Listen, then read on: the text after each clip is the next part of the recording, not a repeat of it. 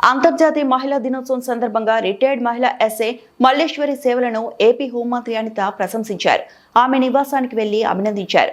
మల్లేశ్వరి భర్త కూడా పోలీస్ శాఖలోనే సేవలందిస్తూ 2024 ఎన్నికల సమయంలో విధులు నిర్వహించే క్రమంలో జరిగిన రోడ్డు ప్రమాదంలో ప్రాణాలు కోల్పోవడం విషాదకరమని అనిత అన్నారు. విషాదాన్ని అధిగమించి మల్లేశ్వరి మరింత సంకల్పంతో ప్రజలకు సేవ చేయడం అభినందనీయమని చెప్పారు.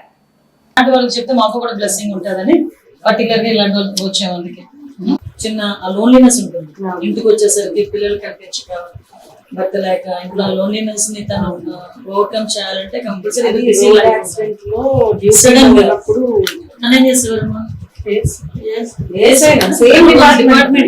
డిపార్ట్మెంట్ రోడ్ యాక్సిడెంట్ డ్యూటీలో ఉన్నప్పుడు చనిపోయాడు. ఎలక్షన్ పోస్ట్ బ్యాలెట్స్ కి సెక్రటరీగా ఉంటారు.